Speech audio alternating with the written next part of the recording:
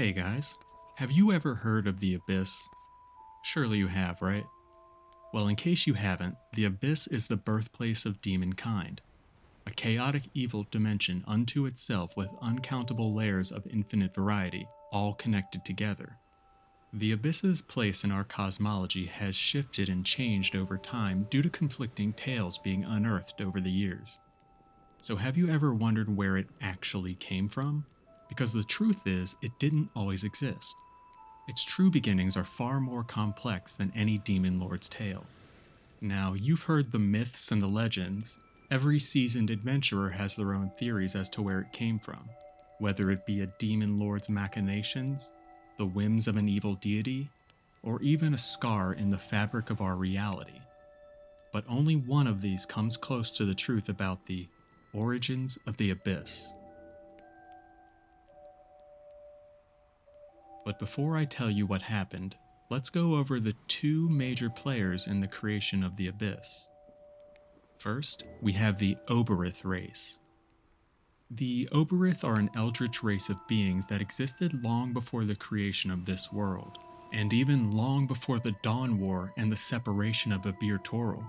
Now, it's damn near impossible for us to say precisely when or where the Obyrith came into existence. Some texts even say that they were brought into existence by an even older race called the Bernoloths. Now, I don't know how true that is, but I've heard tell that an ancient Obyrith lord was at one point exploring the Abyss and made a discovery that led them to seek out the Bernoloths. But as to what that discovery might have been, it's impossible to say. Regardless, I'll go into a little more detail as to how they got to our universe once I start digging into the topic of this entry. The second major player is someone you might be familiar with, at least in passing. The second player goes by the name of Tharizdun, the Chained God, or the Elder Elemental Eye. Tharizdun is an interloper god from an entirely separate universe, and supposedly a planet named Obyrith. He is a deeply evil being that seeks to destroy anything and everything. In fact, I'll just read you a short quote that was found inscribed into one of his ritual sites. That should tell you just about everything you need to know.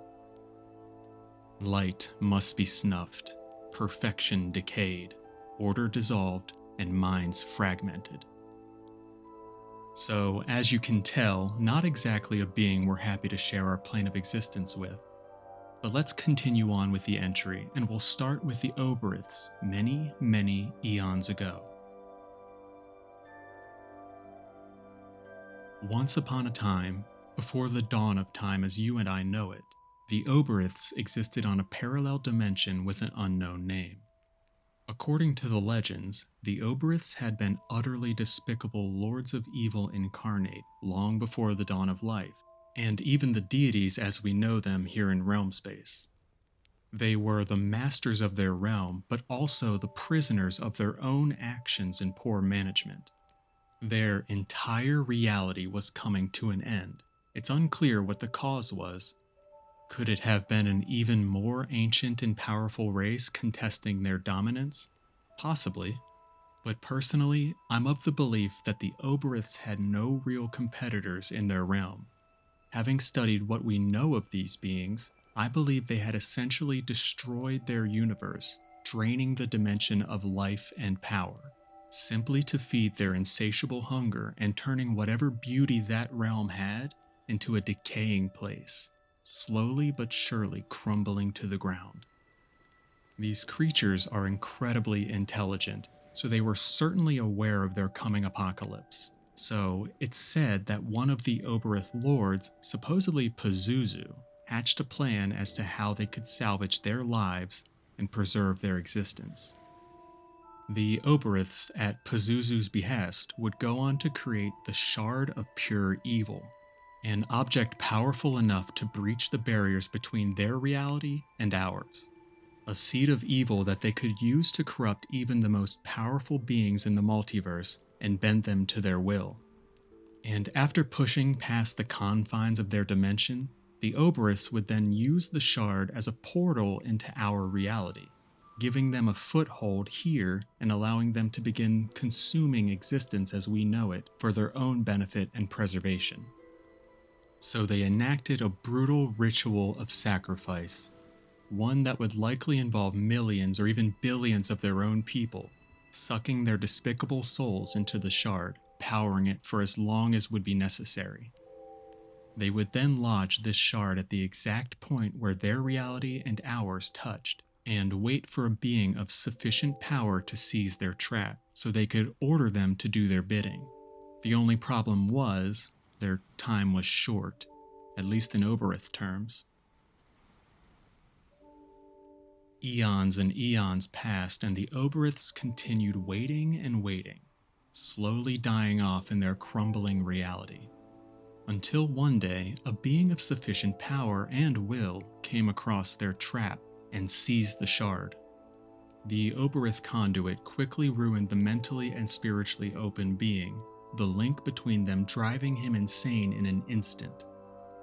Tharizdun, before the shard, wasn't exactly the being we know today. Yes, he was a power-hungry deity who loathed the idea of sharing the universe, or multiverse, with anyone. But he wasn't the patently insane being we know today. Once he took control of the shard, though, all of that changed. The insanity and megalomania of the Obyrith race was essentially channeled directly into Tharizdun, breaking down the walls of their mind and replacing it with something more akin to how an Obyrith would see reality. After fully corrupting the mind of Tharizdun, the Obyriths then demanded he place the shard into the middle of the astral plane, promising him total control over it, so long as he served them faithfully. Unfortunately for them, Tharizdun had a different plan in mind. Tharizdun saw an issue with the Obyrith plan even in his maddened state. He understood that the gods would quickly take issue with his actions and turn on him before he could even fully obtain the power he was promised. So what did he do instead? Rather than obey the Obyriths, Tharizdun fled to the far corners of the cosmos and planted the seed into the expanse of the primal chaos, a realm of fallen primordials that he hoped to make his own. After lodging the shard, the realm erupted with power in a way the dimension had never seen. And conversely, the realm of the Obyriths began crumbling in earnest, giving them very, very little time before being snuffed out. With no choice but to press on, the handful of remaining Obyriths allowed themselves to be drawn through the vortex as their original home was consumed and finally destroyed. The most powerful of their kind rose to demon lord status, while the lesser among them were absorbed into the swirling corruption. This vortex of evil is the nascent beginnings of what we know now as the Abyss. However, despite the sudden changes in plans, the Obyriths had seemingly achieved victory, winning a new realm to restart their civilization. However, as the portal closed, they were faced with a problem they may not have foreseen. The power of evil and insanity from the shard had empowered Tharizdun, but the gods linked to the Obyriths shielded him from them, and Tharizdun had declared mutiny against his assumed masters. And in the meantime, the shard continued to burrow deeper and deeper into the fabric of existence, growing into the elemental chaos, not stopping even though its connection to the other side had finally crumbled completely. Years passed as the Obyriths continued to struggle against Tharizdun, in spite of his vast strength and power over the shard itself. Over the eons, it's said that the shard had acted as a catalyst for demonic life, allowing Tharizdun to call forth wave after wave of demons to battle the Obyriths. In fact, only through cooperation did a small handful of Obyriths survive the conflict and eventually imprison Tharizdun. They ended up locking him in a demiplane for his foreseeable future, allowing a brief reprieve from the conflict. And as the Abyss settled, as much as something so chaotic can settle, a new threat to the Obyriths emerged, for the wider universe was beginning to take notice of their presence. As the shard burrowed deeper and deeper, it continued whispering promises of power and dominion. As such, the first primordial entities began exploring the newly formed abyss. They explored the shattered, blasted landscape of the realm until coming across an area known as the Abyssian Ocean. And as luck might have it, within its multi-layered aquatic dimensions laid none other than the Shard of Pure Evil. The Shard continued its beckoning call, seeking a being strong enough to claim it, and as such, many of the first entities were obviously drawn to it, seeking the strength it promised. It's currently uncertain which beings fought for the Shard.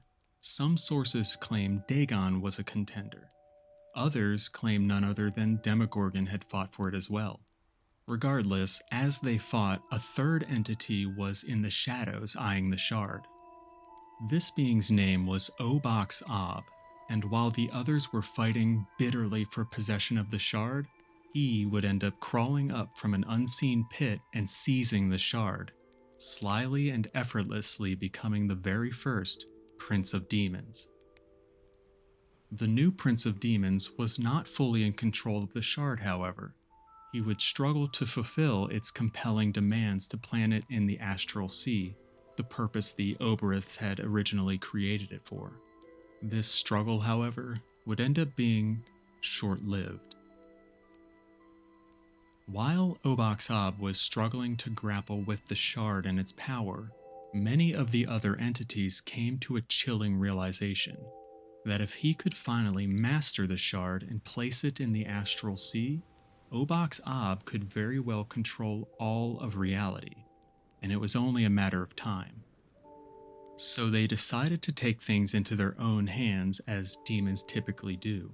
The mightiest of them, such as Baphomet, Orcus, and Demogorgon, launched an all-out attack on Obox Ob.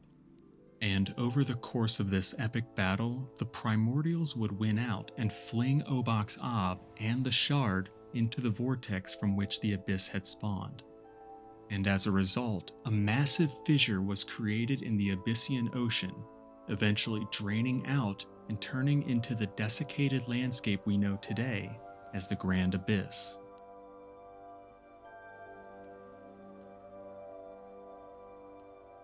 And there you have it. That's the current theory regarding the origins of the Abyss. A shard created in another universe, used as a trap to save a dying civilization, that was then seized by an interloper god who wanted it all to himself, who was then imprisoned in a demiplane, only to have the shard sneakily taken by Obox Ob, who then himself got dethroned and flung into the vortex of the abyss. Quite the tale, wouldn't you say? Could it change in the future?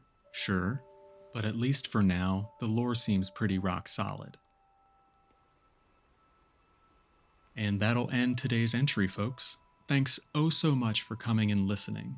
I appreciate every single one of you that take the time to engage with this immensely complex lore. Be sure to like and subscribe if you enjoyed the video or learned anything new. I'll see all of you for the next entry. So be safe, take care, and happy trails.